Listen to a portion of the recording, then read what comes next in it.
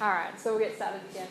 So now what we're going to do is go into some of the tips for search engine optimization that you can do with your own website, just to really help the rankings improve with your site. Okay, so the first thing you've really got to consider is, what do your users want to see? What's the user intent for your website? So the first thing really is to keep their intent top of mind. So when you're writing your content, when you're structuring your headings, when you're structuring the layout of your site, what is it that your users want to see? And when they're making a decision about the service or the product that you provide, what do they need? And really consider that when you structure your content. The key thing is, don't get tunnel vision, so don't think about sort of self-promotion too much. Think about sort of what it is that they need. Make it a really useful site, make it engaging to the users. And also consider that you may not have the one type of user. You may have residential clients, industrial clients. You may have all different types of users. Sometimes it's even worth considering having a separate website or even a separate page that engages those users differently, because they'll use different language and they'll use different ways to search what it is that you provide.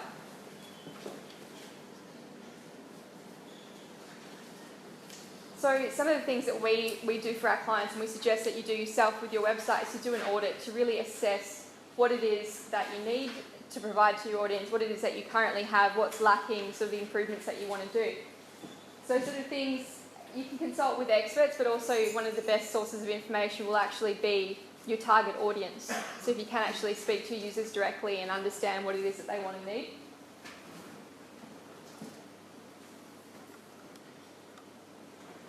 Now, regarding content, it's really important to consider the content that you put on your site.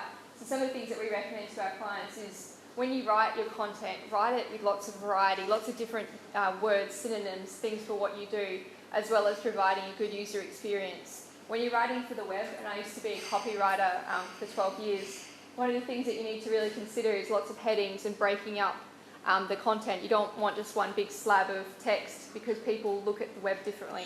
People have different requirements when they're on a PC or on a mobile device.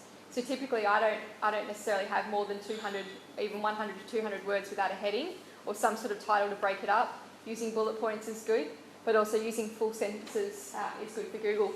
And also consider the sort of keywords that you're using.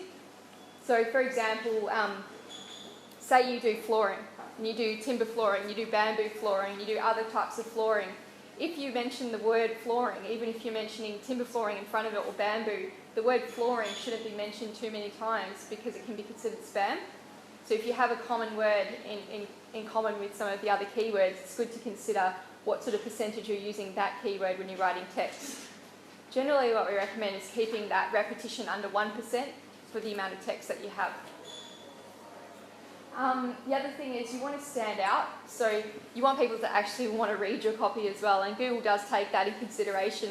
I mean, you have bounce back rates for particular pages, which means someone will go into that page on your website, and if they get bored or they get turned off, they'll leave straight away, and Google takes those factors into account. So you want to make all of the pages and content that you have on your site engage people to click through other areas of the site. You want to have a teaser, if you will, to engage them to click through to other areas of the site. And often you want to include some sort of interlinking and links in the content that you're writing. So if you have a content management system and you're writing a news article, you want to link it to other areas in your site. So you want to, hyperlink one of the words in there. Say you do surgery, there might be a particular keyword. You want to hyperlink that to the correct page in your website. And you also want to have some teasers, like find out more information here, hear a horror story, or whatever it is that can engage your users a bit more. And the other thing that Mark was covering earlier, when we had that the search results in Google, and there was sort of a spray colour over that, that's heat mapping. So it's where people's eyes move in Google. And he mentioned that you can stand out a little bit if you have a search result that has an image next to it, and that can sometimes happen with blogs. So what you want to do, and it's what schema markup is if you can get your news articles and your blogs ranking, it'll make you stand out to the other content on the page. Because they may just see, company, company, company, and then there's this interesting article and an image, and it might encourage them to click through to you and then browse your site first. So that's another thing to consider. And the other thing is, I don't know how many pages I've written about us. We're good. We offer quality services. It's the same stuff rehashed on every website. So if you can make it a little bit different, what is really special about you guys? What is special about your business? What do you offer differently to your competitors? Why would people choose you over the other businesses that exist? So instead of, we offer quality service, it'd be something like, we offer 24/7 service, we have a guarantee, or things that are different about your business. And at the end of the day, if you ever get stuck, we do recommend that the majority of your site is written by a search engine copywriter, because they will write most of your site so that it is the correct proportions, percentages, and it's professionally written. But this is just stuff for you to keep in mind when you're writing your own content, like articles, blogs, and those sort of things, because it will really help enhance your site. If you do something wrong here, you can have some problems with your rankings. It actually happened to one of our clients in the dental industry. He wrote a blog and there was a bit of duplicate content from another page on his website. It wasn't written particularly well and it did affect the rankings of his site. So our team got notified and we had to go in and give him some advice on how to write it differently in future and correct it. So you can actually make a mistake that can cost you rankings with how you write your articles and content on your site. Google actually put out some article writing considerations, because you don't want to just write fluff articles that have no meaning. You're obviously in business and you're an expert at what you do, so you want to write something that's really based on your knowledge and proven facts, not just fluff. So a couple of the questions, and you can have a look at this in your own time, that Google would ask would you trust the information that's presented in the article? What sort of sources have you used to back up that information? That sort of stuff makes a big difference to users, because they will consider whether it's a credible article. And if they find that you are often the source of credible articles, then they'll revisit your website. So again, that's another way that you can encourage revisits, is by having good quality content. So it's not good just to chuck anything on there, because it will affect your rankings and it will affect your user engagement. And we have actually seen this. I have a bit of a play with it with our Excel website, because I can see all the stats nationally, and I can see sort of when I put something up, whether it works, it doesn't work. We can actually see conversion funnels. So you can see if someone came through to a particular article, then they went to your contact page, or if they left straight away. So you can sort of judge how each thing's working. So it's another thing I would recommend, is actually checking your stats and seeing, once you've written something, what sort of effect did it have on the users, because then you can see what worked and what didn't work. Now, in regards to linking, you want to be really careful, like I said. So get that page rank checker, have a look at some of the websites that are proposing to link back to you, and just have a look at the quality of the sites. If they have, a good page rank, so say they've got a page rank of 8 or 9, that'll be awesome if they're linking back to you. Typically, things like, educational institutions, memberships, those sort of things, we'll go through a few of those here. So these are sort of the questions you want to ask. Are you a part of any organisations, accredited groups, anything that's relevant to your industry? So you don't want to do a JCPenney and get all these universities to link to you if it's not relevant. Are you involved in any environmental community initiatives, local government, any charities that you sponsor? If they can link back to you, that would really help. And who comes up for Google searches in your industry? So give that a bit of thought. Are there any alliances or business opportunities where you can have that sort of link? And if you get a yes to any of those, ask them. Can you have a link back to our website?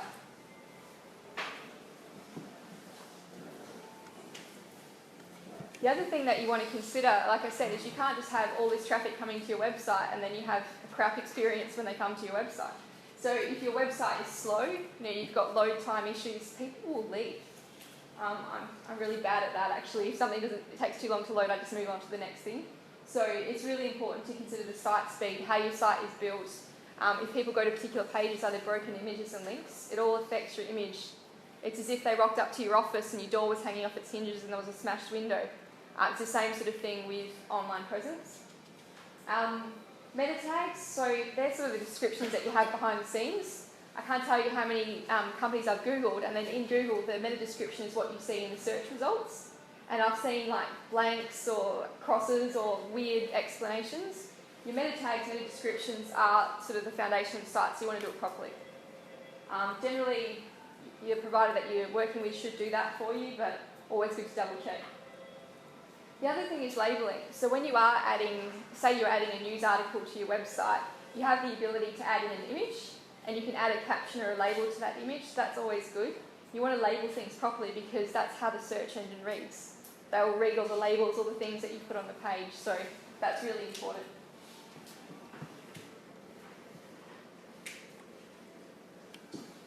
The other thing is tracking. So like I mentioned earlier, you want to be tracking your rankings, but if you are trying to check your own rankings, make sure that you're logged out of Gmail or Google, because if you try and check them, it'll just basically remember all the sites that you've seen before. So you want to make sure that you're logged out, and sometimes you have to clear your cache and history so that you can see accurate results, or just go to a new computer or a new browser. The other thing that you want to do, like I said, is you want to analyse your results and sort of help that to, I guess, form your business decisions based on what's working and what's not working. The other thing that you want to do, and we'll go through this in the second half, is optimising your social media. So you want to make sure that your social media actually mentions your website address, because you want people to click through. If you have that strong connection, as I mentioned earlier, Facebook has 9 out of 10. It's really good if people are clicking from Facebook back to your site. So you want to have that sort of connection between all of your social media. Because ultimately, although Facebook has options to add in contact us and all those sort of call to actions, you want them to come back to your website, because that's where you've got the most information about why you're unique, why people want to buy from you, why people want to contact you. And you've got all your contact details there. Okay, the other thing we need to really consider, and this is more prevalent now that the Pigeon algorithm came out, the Pigeon one was to do with local search. So you want to make sure that you're featured in local directories with your right business name, you've got your website address in there, things like the white pages, all those things online. You want to make sure that your business has the proper presence there. The other things you want to do is you want to focus on the right goals. You don't want to be spamming people. You want to make sure that you've got a very good local presence. So if you're a restaurant or certain things, or in hospitality, you've got things like TripAdvisor, Yelp, all those sort of things. You want to find what's relevant to your industry. What sort of online directories exist for your industry, and making sure that you're listed on there properly. And the other thing is, I guess, considering reviews, because, and we'll go through that in the social media section, but Google Plus, a lot of the forums that are out there, you want to consider if you've got a lot of negative reviews out there, it's not great for your business. If you don't have any reviews out there, it's not great for your business. So you really want to optimise the good reviews and good content that you have on the web. And also, if you do have some negative reviews, which happens regardless, because there's angry people in the world, you want to also have good reviews out there that balances out the bad reviews.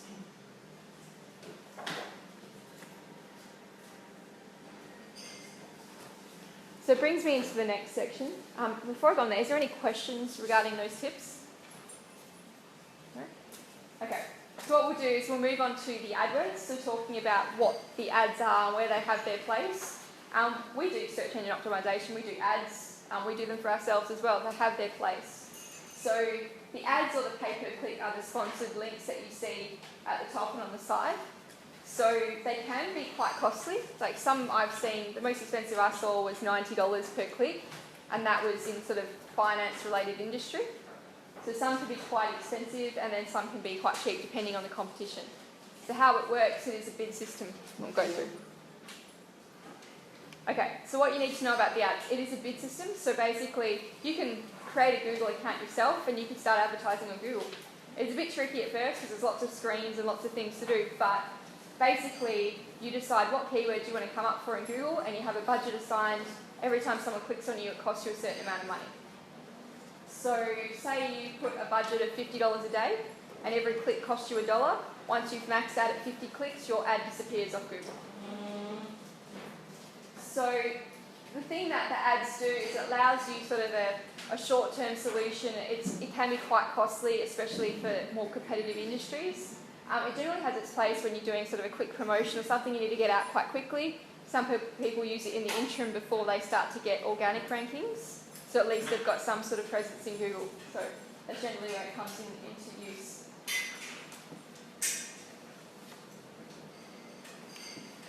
Generally, organic rankings is a longer-term strategy. So having that presence in the main area of Google is a longer-term strategy.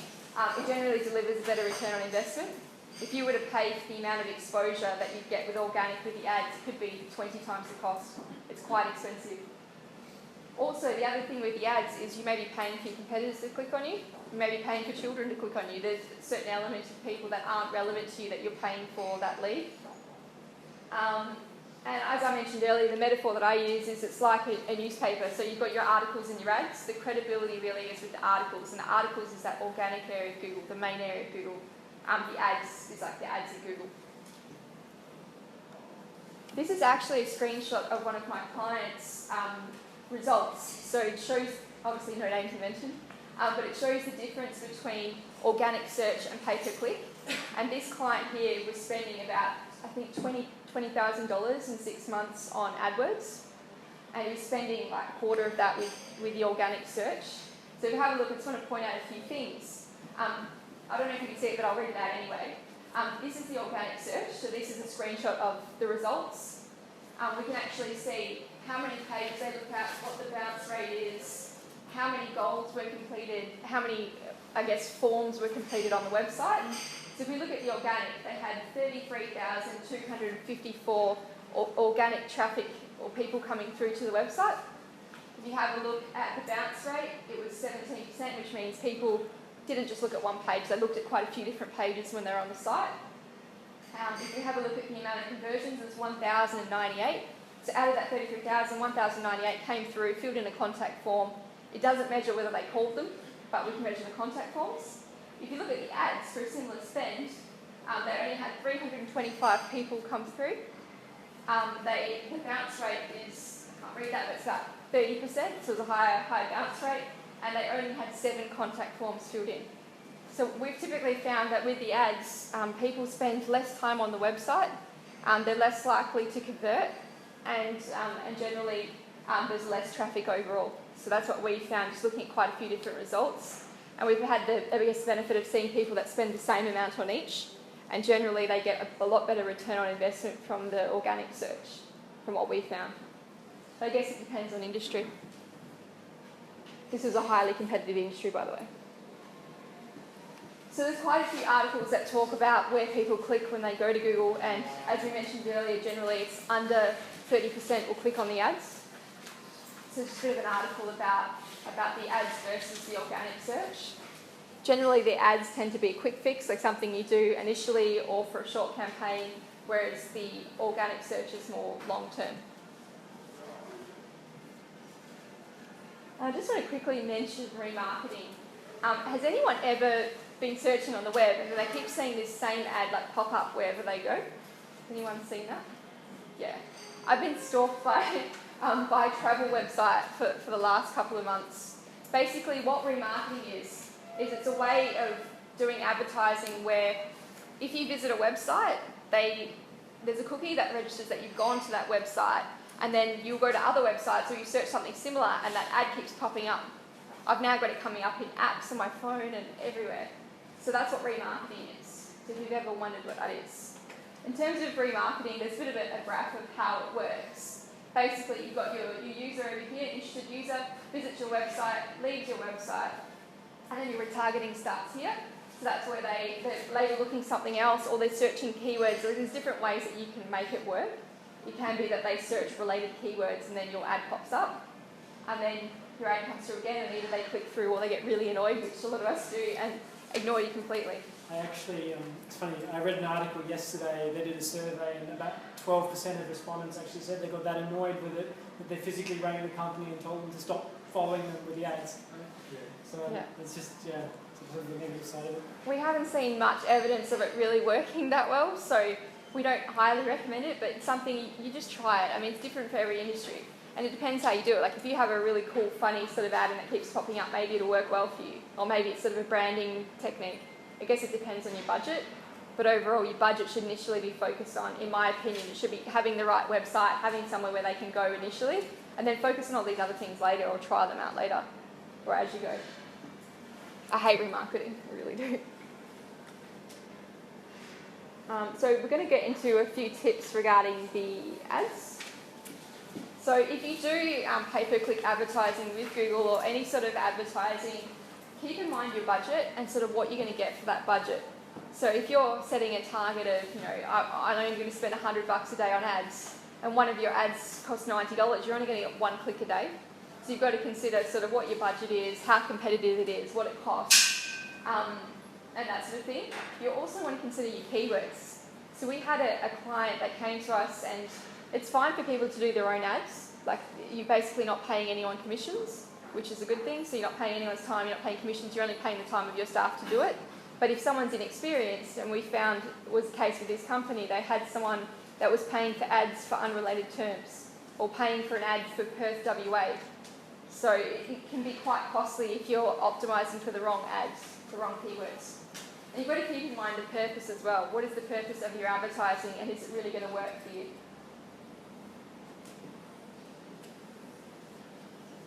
The other thing that we found was a bit of a trap with the ads. We typically didn't offer any pay-per-click advertising to our clients. We only offer it to existing clients now with no commissions and no extra charges, because a lot of people are getting ripped off in this industry, unfortunately, by resellers. There's some resellers that will basically either do the wrong thing. They'll build you a landing page which is not formulated properly for Google, so it affects the rankings of your whole site. So we found that happened. The second thing we found happen is they don't disclose the commission, so there'd be a huge commission. So say it was $1 per click, they would charge you $4 per click. So something we were finding with this industry was that the ads wasn't very transparent, and it's not very regulated. So the people that resell the ads are basically bumping up the cost, so they make lots of money from it, which is fine, but it's not that transparent to someone who doesn't really understand it. So the other thing that they were doing is they were creating these phone numbers to say, look, this is how you can track your ad. But then once you stop with that advertising with that company, they take the phone number. So any follow-on calls that you get were going to them and not to you, not to your business. So that was just a warning we put out to our clients, so you're welcome to check that out.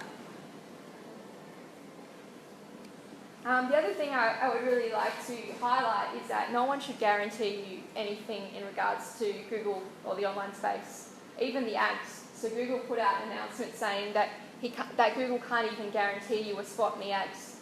So if you're paying, say you're paying $5 per click, someone comes in and pays $6, they're going to be above you.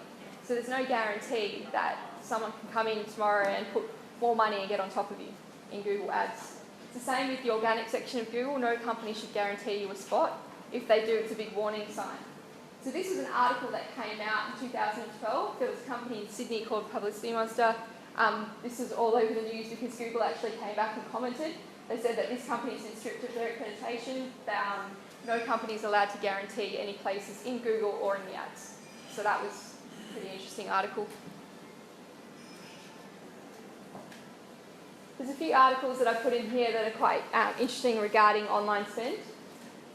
And there's also one from the Fair Trading Office regarding search engine optimization and this industry. One of the reasons we're actually doing this seminar, and you notice there's no real selling of X or anything in it, it's just education, because we get so many people come back to us that have had problems, either websites not ranking, they've had black hat techniques going on, they've been ripped off by different providers, and it's a horrible industry in some ways because it's not regulated enough. So it's one of the reasons that we actually do the seminar. And this is an article that came from them talking about this sort of industry and the unregulations. Any questions? We've got an industry where we want to fill out, you want to put in an advert into a magazine, it's a mining magazine or something, right? And they offer you a web page as well. And often it's very badly constructed. Yeah. They ask for us to give artwork and content and mismatch the pictures with the content. It's all messed up. But they're still linking to us, right? What happens if they lose their accreditation? In terms of the actual provider of the website? Well, their content's wrong, or they might break rules themselves. Right? Yeah, it can affect your whole network. So if you have a provider like that they're linking to your site and they've actually built you a site and they're doing anything black hat, it can actually poison the network. So how do you disassociate from this stuff? It's a tough one. It's case by case. I mean, I can talk to you separately about your scenario, but generally we've had clients that have come on board with us and we've actually to check the quality of all their links. We've actually gone through and checked all their backlinks and we've found a few issues. There was one provider in Perth that had created a links page and that all their clients were linking to that links page, but it wasn't set up properly, so it was actually causing issues for rankings in the whole network. So we actually had to write to them to get our client removed from that links page. So yeah, it's a difficult one. It's a case by case sort of scenario, but yeah. Cool. Any other questions? It's just who do pay-per-clicks work for? That? I've seen it work for some medical. I've seen it work for like sort of short-term promotions at retail. It really depends on sort of the purpose. Again, it's something you kind of have to trial because it could be different for every sort of business. And when we found it, we've done a few ads obviously, and we found some of them work, some of them haven't. It also depends on the content in the ad, what you're targeting, what keywords you're focusing on. Yeah, there's a lot of factors. Sometimes it's just, you just got to try it. You can try with a small budget and see how you go. So just do a small budget for short term, just do an evaluation, put it straight away, you're not committing for any length of time. No. So, I mean, you can set sort of time frames for the campaign. You can see that all in Google. Sorry, is another question? Are you familiar with the Ferret website? Ferret, yeah. Is that good, bad? I've seen Ferret has good rankings. You know that Ferret where the list, it's like a portal site. I've seen it before, and it's generally like sort of engineering industry. I've seen it. I don't know about whether it's Black Hat or anything like that, but I've seen it's had some good rankings. It's been around for a long time, so it's got domain credibility. But we just, like I said, we just really assess it on a case by case with clients and just see if it's okay there. Any other questions? You mentioned the page rankings, and obviously gave us this demo earlier on. What's the average in like Australia? What's classed as okay? It's hard, there's no real average, but I do personally tend to look at a site that's under 3 and think, oh, depending on, I mean, if it's a small sort of, a small kind of company, then maybe you never expect to be at a 5 or whatever. But if you say a 0 or a 1, maybe there's a bit of concern there. Yeah. Any other questions? Paper click, there was a while there where it really escalated in the cost, like something that was $10 over a year suddenly became $40 or $50. So Yeah. everyone's piling in. Has that started to rationalise now? Like, is it not escalating as quickly as it was? Yeah, it depends on the market and depends on the demand at that time. So it may be that a lot of advertisers in your industry, a lot of your competitors at that time were really prepared to pay lots of money, so therefore it drove up the demand, and obviously demand and cost is related. So that probably would be about that. Hopefully they would regulate it because it seems a bit excessive if some are at $40, $50 a click, but we've seen that long term for a lot of keywords, being at such an exorbitant price. It's very smart on Google's behalf because they've sort of created this economy, which is, and the more and more people jump into it, the long-term trend does look like it's continuing to go up. So. But yeah, we've seen it go up and down. I mean, even for our sort of our keywords like online marketing, which is something we rank for, if we were to pay for that, I think I worked it out the other day, we would pay $300,000 for the amount of visibility we get from that ranking in Google. And that hasn't changed, so it just goes up. So it's interesting. Any other questions?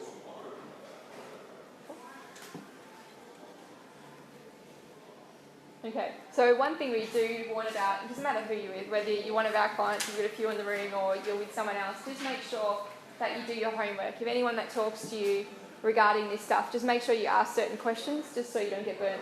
Because I've been at Exeter for 6 years, and the amount of people I've met with in 2008, 2009 are now coming back now, and I'm hearing so many horror stories. It's one of the things we hate to hear. I mean, if another provider suits you, that's fine, but just make sure you're asking the right questions so that you get the solution that you're after. The other thing you want to consider too is whether to outsource the search engine optimization. As we went through earlier, there's so many algorithm changes all the time. How do you keep up to date with it? I mean, we can't even keep up to date with it as one person. We have a full team behind us. So some of the things you want to consider is it's virtually impossible in-house for you to keep up with all the optimization of your website. But the things that you can keep up to date with, which is writing those articles, making sure your social is good, there's a few things that you can do to really help. The other thing is you want to consider what sort of results you want to achieve.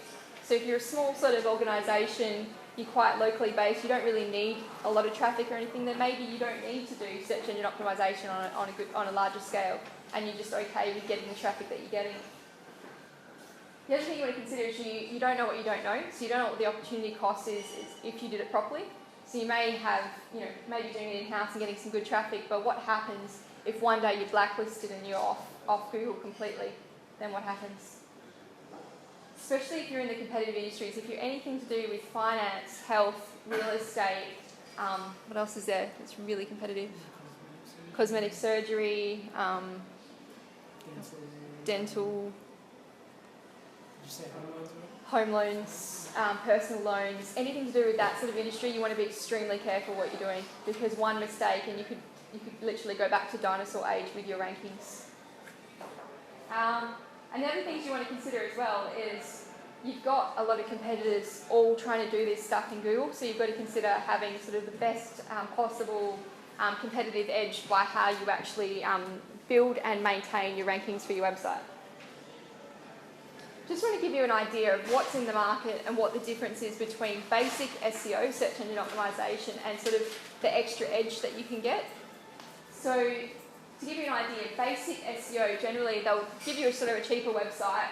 You'll write most of your own content, you'll be standard web designed, you'll have standard code, you'll have basic hosting, which could mean that sometimes your website's down or sometimes it has bugs. The support, there'll be no warranty or ongoing support. Any monitoring of your site is generally reactive, so it's only if you write to your provider and say, oh, I've got an issue with that website. The expertise is generally basic. What they do is they set you up.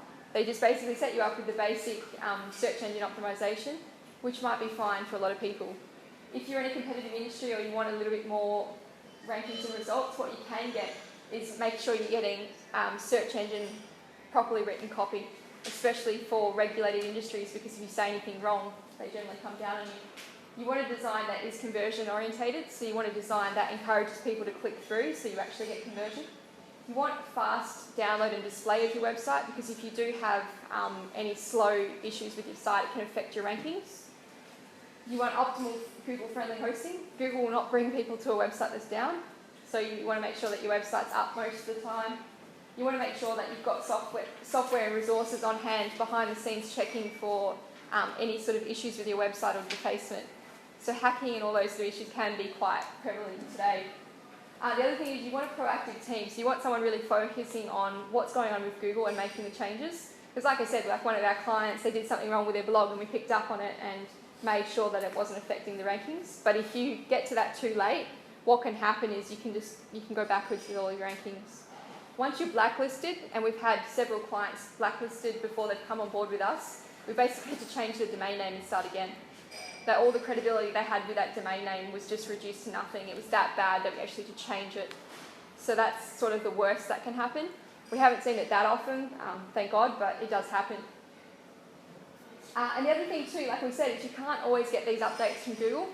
So you have to have someone that's basing it sort of on experience of like what's happened with other clients.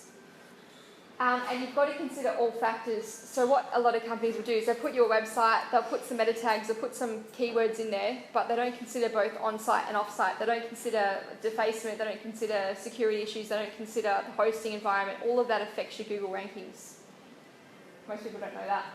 And the other thing is you want to be dynamic and responsive. If Google makes a major change to an algorithm, you want to make sure that you make that change on your website straight away so that you don't get any penalties. So we've got brochures, these are in your bags, I'm not going to go through them, but basically the risks and how to compare different providers, that's all in your bags. Before I get into any tips, are there any questions so far? In assessing your current provider and in choosing a new provider, the questions you want to ask, and this is to prevent any issues, what's their time in business? Are they going to be around to support you long term? Because if they go out of business, you're left in the lurch. And you want to check what sort of experience they have, because every company nowadays, even a backyard IT guy, is saying that he can do SEO. So you need to be able to determine for yourself, am I actually getting search engine optimization that will work for my business, or is it just sort of the starting point? And will they be there to maintain it long term? So these are the questions to ask. And also what sort of price it is, what value you're getting for money. They're all questions I would ask. I used to do my own SEO. 12 years ago, I had my own marketing consulting company. So I built my own website. I optimized it for Google, and it ranked okay back then. But nowadays, it doesn't cut it. Like the amount of changes you can make, like you can actually make a few wrong changes and it gets blacklisted, like I mentioned. So it used to be easier. Now it's a lot harder. The other questions you want to ask is sort of the development and work philosophy. So what software is used, and we'll get into that with web development, some of the things to consider regarding how your website is built, and sort of the quality process and how it's supported. So do you have 24-hour support? Do you have anything in the background that will check if my site's hacked? And these are the risks. So the major risks, and this is some of I've seen, there was a client of mine that came to us, their website was hacked. Because their website was hacked, they couldn't rank for 8 months in Google. It wasn't that bad that we had to change the domain name, but it was bad enough that it took 8 months to correct all of the issues that happened just because they were hacked. Because when you actually Google their site, it came up with a warning, like, do you want to open this site, like it's been infected or whatever. And yeah, it was a real problem for their business. So you definitely want to make sure that your website's not hacked.